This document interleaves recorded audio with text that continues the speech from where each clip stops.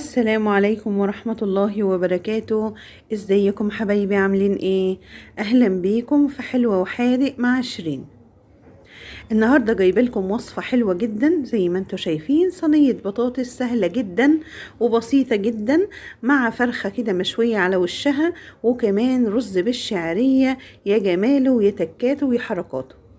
لو عجبكم الفيديو النهاردة اوعوا تنسوني في اللايك والشير وسبسكرايب للقناة، وفعلوا الجرس ليوصل لكم كل جديد انا بنزله. شايفين رز بالشعرية يا سيدي؟ يلا بقى نشوف هنعمل ايه الاكلة دي ازاي. انا معايا هنا حوالي 1.5 كيلو من البطاطس، طبعا مقطعاها زي ما انتوا شايفين كده، حلقات متوسطة، مش تخينة قوي، لا هي وسط جدا. معايا فرخة طبعا مغسولة ومنقوعة بليمون، ومعايا بصل جوليان، ومعايا طماطم، ومعايا ملح وفلفل وكمون وشطة حسب الرغبة. اول حاجة هنعمل صينية البطاطس ونشوف التكات والحركات بتاعة شيري في صينية البطاطس.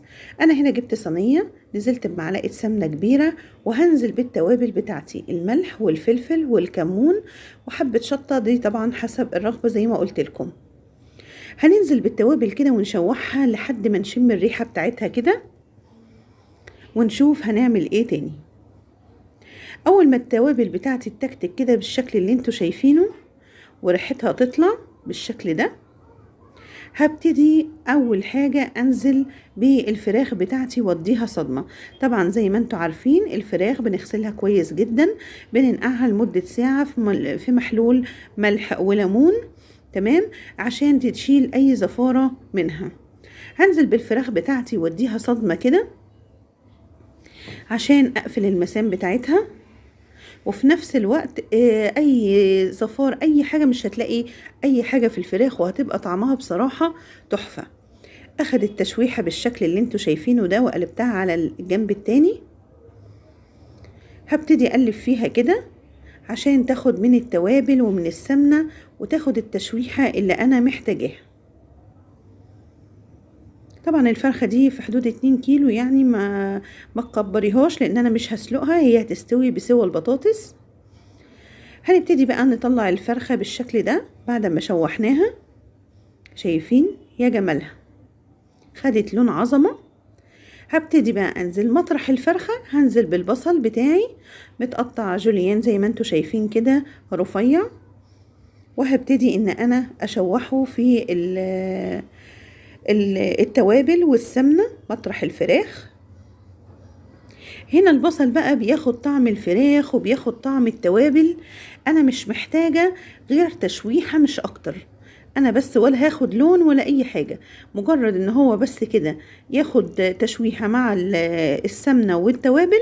هبتدي انزل بالبطاطس بتاعتي بالشكل اللي انتوا شايفينه ده، وبرضو هنقلب بقى البصل بالشكل اللي انتوا شايفينه مع البطاطس.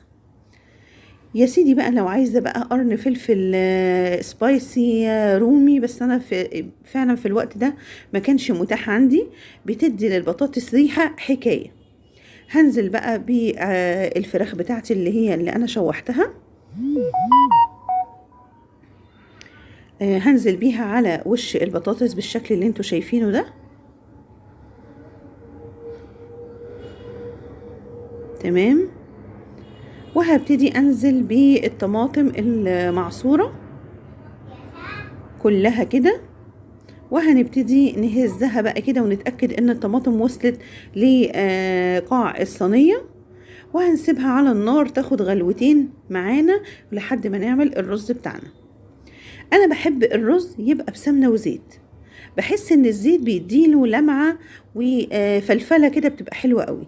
انا نزلت بمعلقة سمنة كبيرة وشوية زيت كده صغيرين، ونزلت بحوالي نص كوباية من الشعرية. انا هعمل مقدار كيلو رز، حطيت عليه نص كوباية شعرية مش اكتر.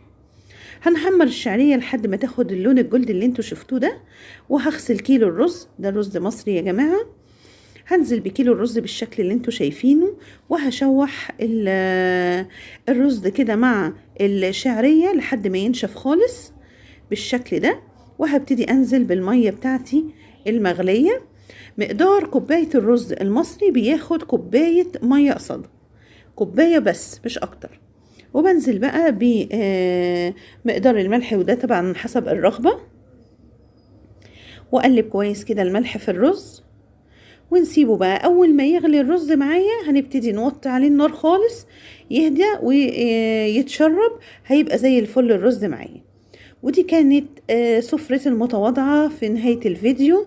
البطاطس طبعا دايبة دوب، والفراخ استوت مع البطاطس، كانت بجد تحفة. انا بعد ما خدتها غلوتين كده على النار رحت حطاها في الفرن، خدت اللون اللي انتوا شايفينه ده. والرز كان بسم الله ما شاء الله كان تحفة وحلو جدا. ما تنسونيش في اللايك والشير، واستنوني في وصفة جديدة.